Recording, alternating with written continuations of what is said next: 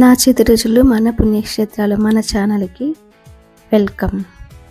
ముందుగా ఎవరైతే చూస్తున్నారో వాళ్ళు లైక్, సబ్స్క్రైబ్, కామెంట్ కొంచెం ఇవ్వగలరని కోరుకుంటున్నాను. ముందుగా ఈరోజు మనము బీరకాయ శనగపప్పుతో ముద్దకూర ఎలా తయారు చేసుకోవాలో తెలుసుకుందాం. నిజంగా టేస్టీగా ఉంటుంది, ఒకసారి ట్రై చేయండి. శనగపప్పు ఒక 2 hours నానబెట్టేసుకొని బాయిల్ చేసుకొని తనీగా పక్కన మనం ఉడకబెట్టేసుకొని పక్కన పెట్టుకుంటే మనకి ఈ కర్రీ అనేది చాలా ఫాస్ట్గా వితిన్ 5 minutesలో అయిపోతుంది.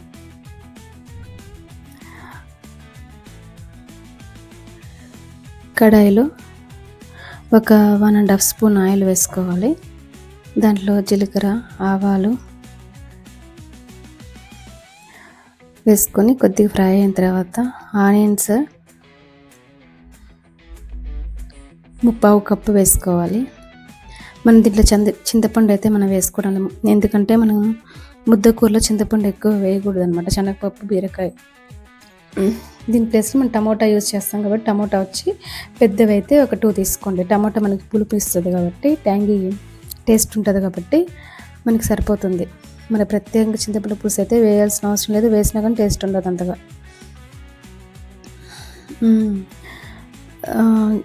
టమాటా వచ్చి చెప్పినగా సన్నగా కట్ చేసి పెట్టుకోవాలి, చాలా సన్నగా కట్ చేసుకోవాలి. కరివేపాకు వచ్చి 2 రెమ్మలు, అది కొంచెం బాగా మనకి ఫ్రై అయిన తర్వాత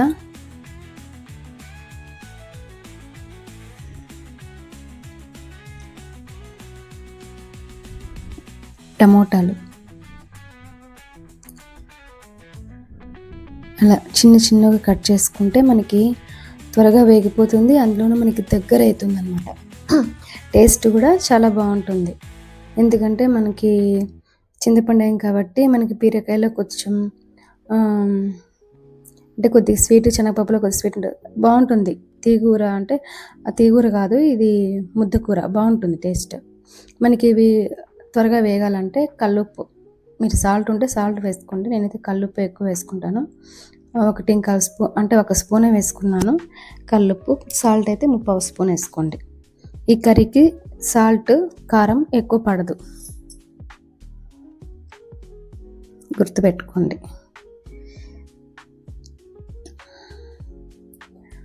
మొత్తం బాగా మనము ఫ్రై చేసుకున్న తర్వాత ఏదైతే బీరకాయ ఉందో బీరకాయ పైన దాన్ని స్కిన్ తీసి పీల్ చేసి ఆ బీరకాయని కొద్దిగా బాగా సన్నగా ఇప్పుడు నేను ఫ్రై చేస్తున్నా కదా, అంత చిన్న సైజులో కట్ చేసుకోండి, మనకి త్వరగా వేగిపోతుంది. మనం తినే ఒక్కొక్క బయటికి బీరకాయ, టమోటా అన్నీ మనకి తగులుతుంది అన్నమాట, టేస్టీగా ఉంటుంది.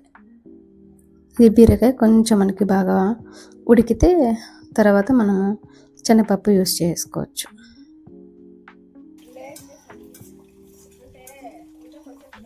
కొద్దిగా మగ్గాలన్నమాట.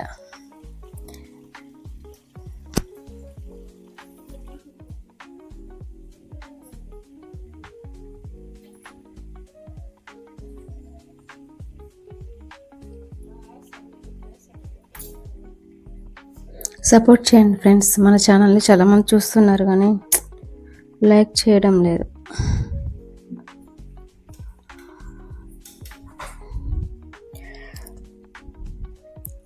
కొంచెం పసుపు వేసుకోవాలి, అంటే ఒక 2 చిటికలు 2 pinch అంత టర్మరిక్ వేసుకొని, కారం దీనికి ఎక్కువ పడదు, ఒక 1/2 స్పూన్ అట్లా వేసుకోండి. చిల్లీ పౌడరు, ధనియా పౌడర్ వచ్చి ఒక 1/2 స్పూన్ వేసుకోండి. మర్చిపోయాను, కరివేపాకు వేసేటప్పుడే 2 గ్రీన్ చిల్లీ స్ట్రైట్గా లైన్గా చీలికల్లాగా వేసుకోవాలి, 2 చాలు, మనకి పచ్చిమిర్చి టేస్ట్ తగలేకంతే. లేదు మీ దగ్గర పచ్చిమిర్చి లేదంటే స్కిప్ చేసేయచ్చు. కొంచెం ఎక్కువ వాటర్ అవసరం లేదు, కొంచెం, ఎందుకంటే మనకి బీరకాయ అంత టైము అంటే చాలా సాఫ్ట్గానే ఉంటుంది కాబట్టి త్వరగా బాయిల్ అయిపోతుంది. ఈ టైంలో నేను ఆల్రెడీ శనగపప్పు మనం ఉడకబెట్టేసుకున్నాం కాబట్టి మనకి త్వరగా అంటే త్వరగా కర్రీ అనేది రెడీ అయిపోతుంది. లేదా శనగపప్పు దాంట్లో వేస్తే చాలా టైం తీసుకుంటుంది, వేస్ట్ అయిపోతుంది. మీరు శనగపప్పు మాత్రం దయచేసి నానబెట్టేసుకొని ఒక 10 మినిట్స్ బాయిల్ చేసి పెట్టేసుకుంటే సరిపోతుంది. మనం ఖచ్చితంగా దీంట్లో వేసి కొద్దిగా కర్రీ దీనికి పట్టాలన్నమాట. అంటే ఉప్పు కారము శనగపప్పుకి పట్టాలి, బీరకాయకి పట్టాలి కాబట్టి కొంచెం వాటర్ వేసుకొని ఒక 10 మినిట్స్ అట్లా ఉన్నిస్తే సరిపోతుంది. 10 మినిట్స్ కూడా అవసరం లేదు, 5 మినిట్స్ అంతే.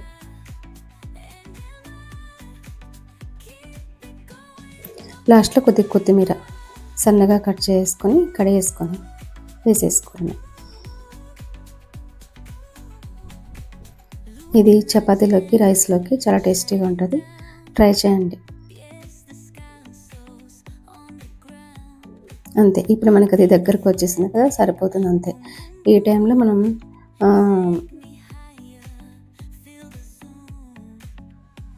దించేసుకుంటే ఒక వేరే బౌల్లోకి మనం తీసుకుంటే సరిపోతుంది. అట్లాగే పెట్టేసుకుంటే మొత్తం హీట్కి ఇంకా దగ్గరికి మనకి డ్రై అయిపోతుంది అన్నమాట.